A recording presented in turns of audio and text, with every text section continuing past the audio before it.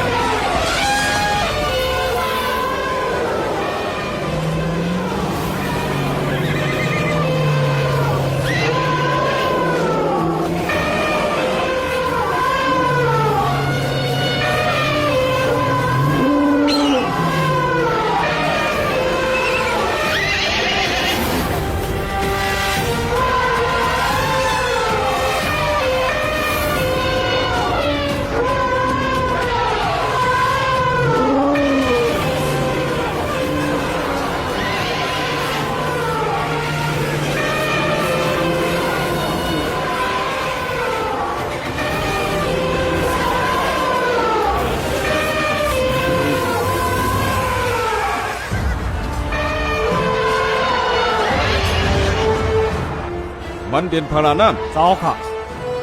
นั่นเป็นเจ้าใจสีทัดอวานั่นเขานั่นคุณออกคำเมืองกอสละเขาเจอในไปขอสั่งเกาเจ้าจ้างเจอในเตะเหยียบนวดมันตับซึกสูแล้วเพี้ยวมดก่อนได้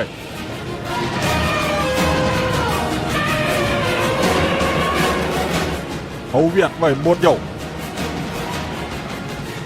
วางหลักหนักมือเหมือไก่ในมือลาดเย่าถึงกำเก่าลาดพองเนี่ยป้ายกว่าป้อมเจอจังนั้นแกก็มีวันไปก่อนสู้อดตายเลยเข้ามาเลยกึดเลยกึดปังเลือดน้องเลยกึดปังเคสเลหลงในเลยสู้เดลัยอีสังละอำต้นมีเผลยพรลีตีปังตึกอำต้นมี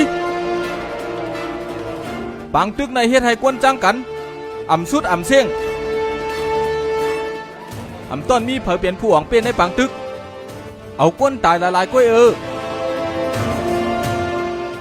ต่อก่อนเป้ก็ตั้งแต่ไรขำทุกข้าย้อนเปิดตกซุ้มก็อันแก้แขนในวันเมืองกว่าเพราะวันเมืองสุกยุงก็เตะซุ่มข้ายามตอนตาตั้งขึ้นเยอะเฮามาต่อสู้กันให้สังหลานได้ตอนตาแผ่นลิ้นอันเฮาเตะตายเป็ดมันวันหนึ่งนั่นฮะเขายอมตายเลยเจ้าใจก้อยกะเขายอมสิเลยนะเด้อเขาตื่นพ่อไหนเพราะนั้นเจ้าเฮาเตะไรเกลิดปัญหาอันในเย้าเพราะเจ้าอ่ำเฮ็ดให้เลือดน้องเสลเจ้าก็เตะอ่ำเศร้ามองเพราะเฮากึดปังตึกปอกในไรเมื่อน้ำมาเฮาเต็มเขาซื้อว่ากวนเจิงหนังเฮาในเป็นผู้อันเมือกไม่เลยเสเปิ้น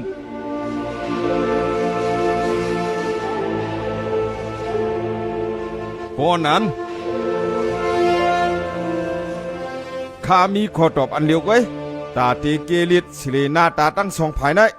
เฮ็ดหือล่ะเฮามีตั้งหันถึงจังหือซึกอันแขนเซเบินน้ำเมืองเฮาตีไรมาเขียนกันเผยยื้อจับยังหมายเกาะเลยว่าไผ่นั่นเป๊ะ